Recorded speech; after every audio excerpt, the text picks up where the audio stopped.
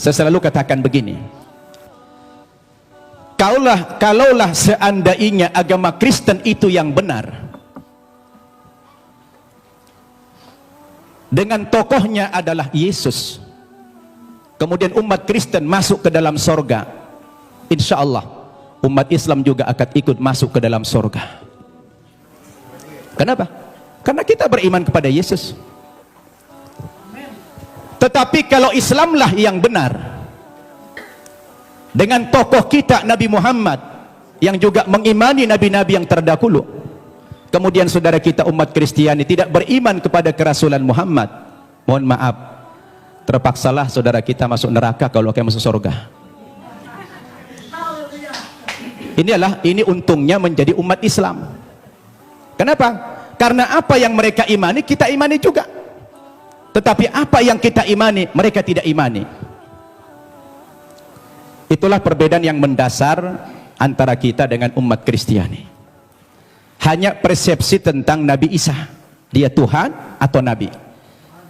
Berdasarkan ayat-ayat Alkitab yang sudah dipaparkan begitu banyak oleh Ustadz Insan Mokoginta tadi, ternyata ratusan ayat yang kontradiksi.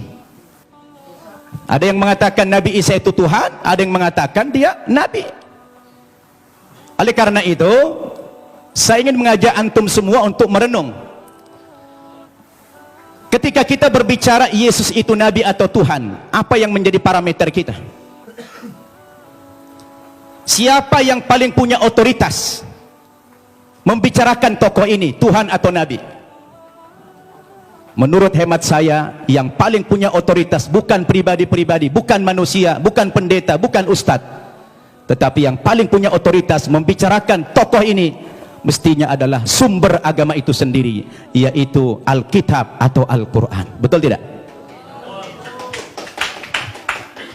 Harus sumber agamanya itu yang menjadi tolok ukur. Sekarang kita pertanyakan, dari dua kitab suci ini, Al-Quran maupun Alkitab, yang mana yang memenuhi kriteria sebagai sebuah kitab suci? Nah, ini perlu kita uji. Ini perlu kita uji. Kita capek bicara ngalur ngidul, mengangkat dalil-dalil. Kalau dalil itu tidak representatif, tidak rasional, saya pikir juga percuma. Sekarang kita harus bicara dari dua kitab suci ini. Kenapa dikatakan dia kitab suci? Coba Bapak Ibu saya tanya. Ada buku? Coba ada buku? Coba buku. Ya, itu aja, taruh, minjam dulu. Ya. Bapak Ibu saya tanya. Ini kata lainnya apa? Kitab suci. Oke. Ini apa namanya? Buku. Buku kan? Bapak Ibu saya tanya, ini sama ini bahan bakunya sama tidak? Sama-sama apa? Sama-sama kertas. Kenapa dalam penamaan jadi beda? Yang ini dikatakan kitab suci, yang ini dikatakan buku. Kenapa jadi beda namanya? Padahal bahan bakunya sama-sama kertas. Yang membedakan apanya? Ternyata yang membedakan kontennya, isinya. Dia dikatakan kitab suci karena memuat firman-firman Tuhan Zat yang Maha Suci. Kenapa dikatakan ini buku? Karena dia adalah buatan manusia, dan manusia tidak ada yang suci. Betul tidak? Sekarang mari kita uji. Kalau kita sepakat, apa yang membedakan buku dengan kitab suci adalah terletak pada kontennya. Kalau kitab suci itu adalah memuat firman-firman Tuhan. Ketika kita uji Bapak Ibu, 5 kriteria minimal kalau kita ingin menguji apakah kitab suci itu benar apa tidak. Yang pertama, sebuah kitab suci itu akan dikatakan benar apabila dia murni datang dari Allah, 100% datang dari Allah, dan tidak ada intervensi manusia di dalam kitab suci itu dalam bentuk kontennya, setinggi apapun otoritas manusia itu. Betul tidak? Termasuk di dalamnya Nabi. Makanya kalau kita baca Al-Quran, ini 100% firman Tuhan, tidak ada perkataan Nabi Muhammad di sini. Perkataan Nabi Muhammad dimuat dalam hadis namanya. Tidak ada satu ayat pun di sini sumbangan Nabi Muhammad dalam bentuk isi. Ini adalah wahyu Tuhan 100%.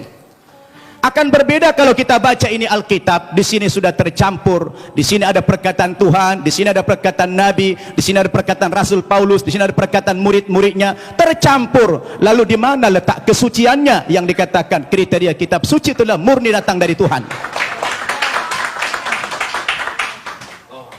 Itu satu.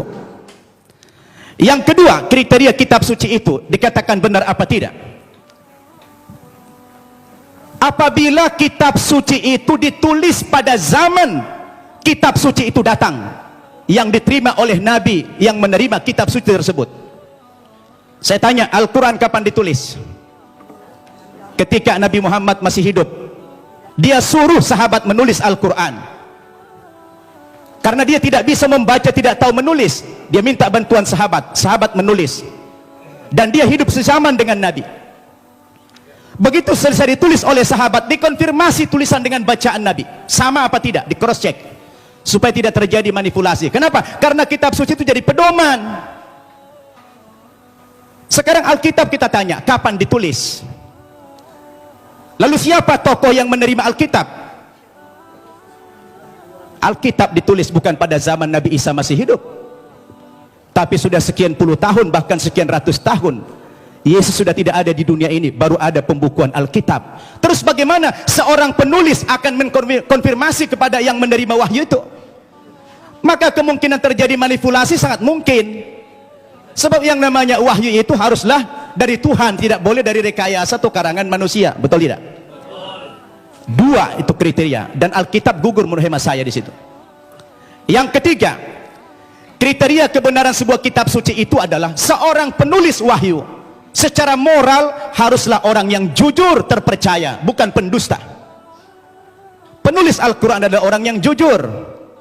Sekarang penulis Alkitab, bagaimana Alkitab disandarkan kepada Yesus, disandarkan kepada Musa, disandarkan kepada Nabi yang lain, sementara sang penulis tidak pernah jumpa dengan yang menerima wahyu itu? Bagaimana ini? Maka gugurlah kesucian kitab tersebut.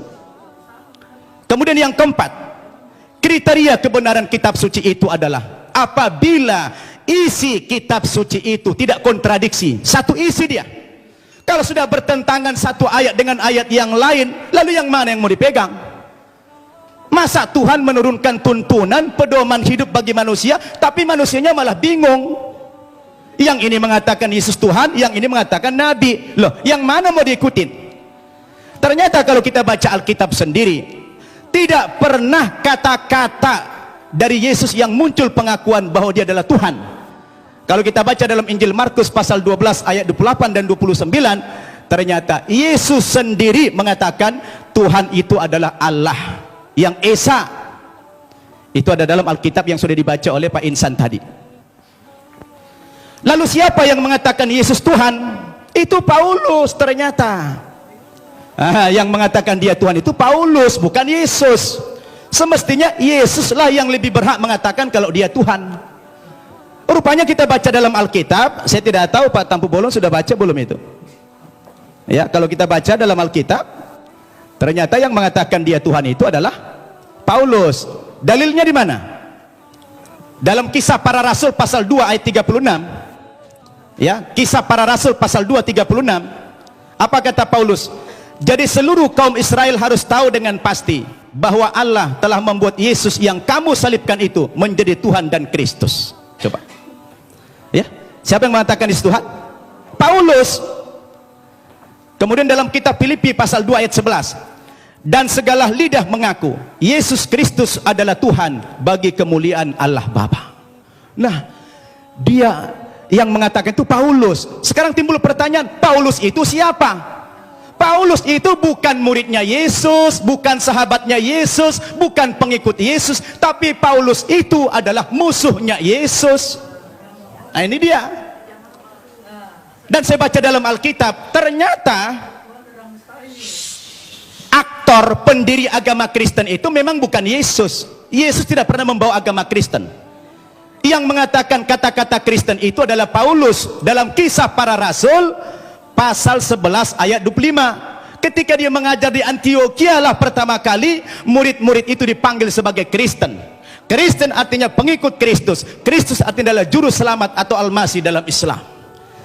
Jadi Bapak Ibu yang saya muliakan, ini yang perlu kita jadikan sebagai alat ukur apakah yes Tuhan atau tidak. Kalau sudah kembali kepada Alkitab, saya pikir jelas semuanya. Maka kembali kepada kriteria yang tadi, apa kriteria kebenaran sebuah kitab suci?